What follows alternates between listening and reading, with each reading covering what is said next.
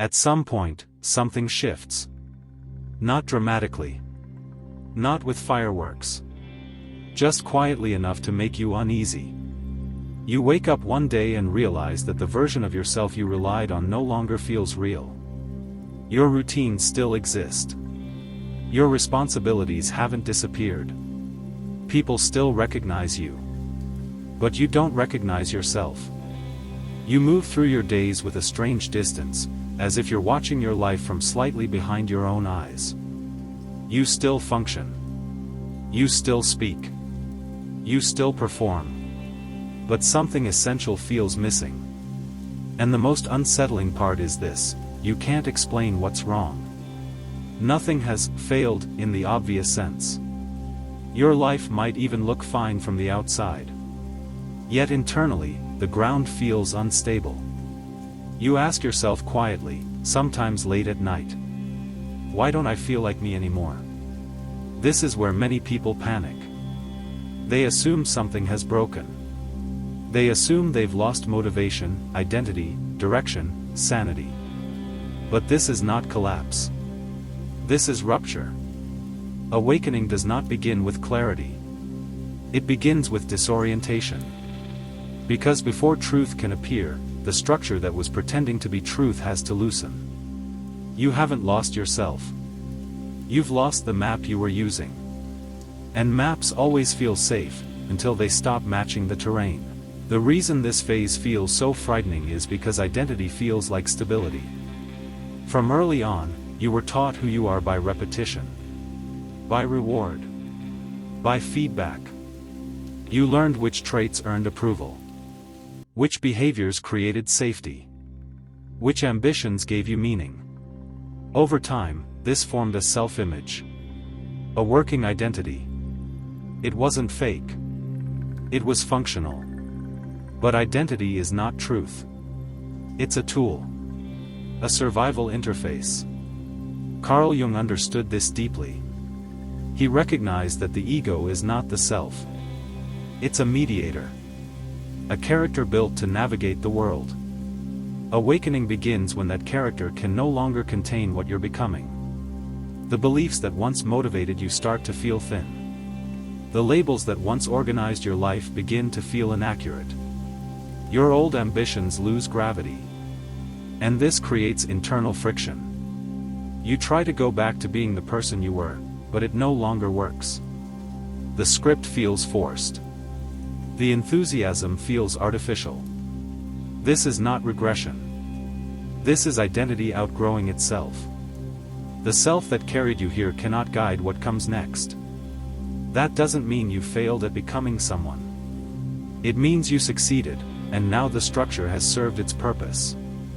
The danger is not in losing identity. The danger is clinging to one that no longer fits. Because the tighter you grip it, the more painful the awakening becomes. After identity loosens, something else follows. Silence. Not external silence. Internal silence. Emotions don't disappear, but they flatten. The highs don't excite you the way they used to. The lows don't grip you with the same drama. You may describe it as numbness. Or emptiness. Or neutrality. And because we live in a culture that equates intensity with aliveness, this phase can feel terrifying. You wonder if something is wrong. But this is not depression. Depression feels heavy. This feels open. Depression collapses energy. This removes noise. What's happening is that the emotional rewards tied to identity are dissolving. You used to feel good when you were praised. Validated. Needed. Recognized. Now those rewards don't land. Not because you're broken. But because they're no longer aligned. AlanWatts spoke often about emptiness, not as lack, but as space. A room that has been cleared. When furniture is removed, the room feels strange at first. Unfurnished. Echoing. But only empty rooms can be rearranged. This void is not absence. It's availability. And the discomfort you feel comes from not knowing what will fill it yet. One of the most confusing parts of this phase is the collapse of effort. Things that once drove you suddenly feel impossible to force. You try discipline. It fails. You try motivation. It feels artificial. You try to push forward the way you always have, but the engine won't engage. This creates shame. You tell yourself you're lazy, unfocused, uncommitted. But motivation was never neutral. It was fueled by identity. By the desire to become someone. To prove something. To arrive somewhere. When identity loosens, those incentives lose their charge. You can't push toward what you no longer believe in. And this is where many people misunderstand awakening. They think growth always feels like effort. But effort is only required when resistance exists. Awakening is not about forcing forward movement. It's about releasing false propulsion. Waiting, in this phase, is not stagnation. It's intelligence. A system that is reorganizing does not need pressure. It needs space. The mind is recalibrating toward a different mode of movement. One that doesn't rely on tension to function. As identity dissolves, relationships often change too. Not dramatically. Not through conflict. Just subtly. Conversations feel repetitive. Roles feel visible. Interactions feel scripted. You may still care deeply about people, but something feels misaligned.